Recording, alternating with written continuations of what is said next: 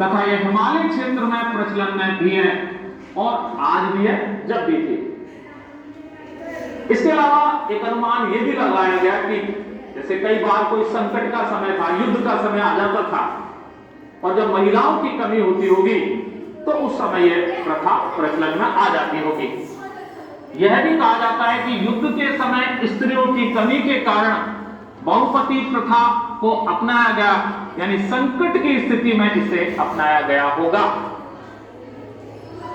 अब देखिए, एक विशेष बात यह है कि जब यह पद्धति, बहुपति विवाह वाली जो पद्धति, ये कोई पद्धति थी नहीं उस समय और ना ही ये प्रचलन में थी, तो फिर लेखक ने इसको लिया ही क्यों?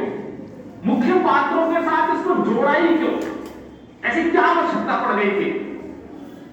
तो इतिहासकार ये मानते हैं कि जो सृजनात्मक साहित्य होता है उसमें कथा के लिए या कथा वस्तु के लिए कुछ जरूरतें होती हैं, कुछ आवश्यकताएं होती हैं जिनको पूरा करना पड़ता है।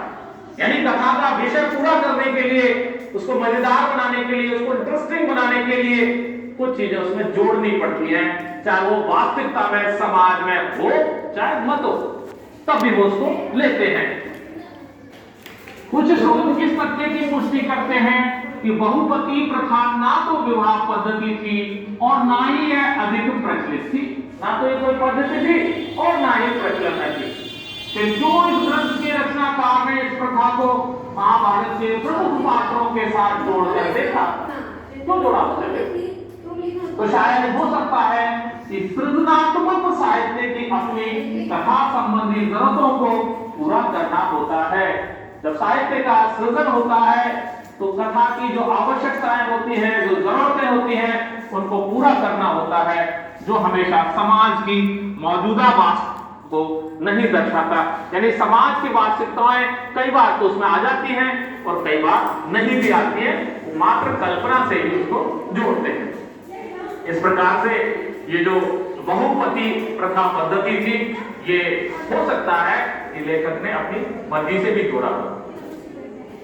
अब देखिए, एक गतिशील ग्रंथ, महाभारत एक बहुत ही गतिशील ग्रंथ कहलाता है क्योंकि विभिन्न जगहों पर काम आया है, इसकी विभिन्न पुनर्व्याख्याएं हुई हैं, पुनर्रचनाएं हुई हैं, पाठांतर हुए हैं, नाटकों में काम आता है, नृत्य में काम आता है, मूर्ति कला में काम आता है, चित्रकला में काम आता है।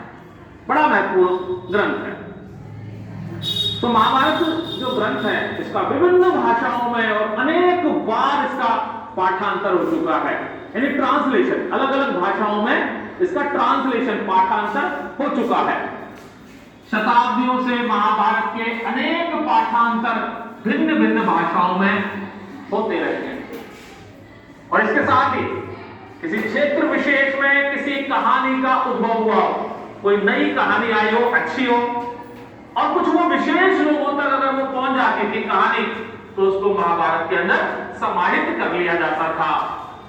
इसके साथ ही अनेक कहानियां जिनका उद्भव एक क्षेत्र विशेष में हुआ और जिनका खास लोगों के बीच प्रसार हुआ, वे सब इस महाकाव्य में समाहित कर ली गई।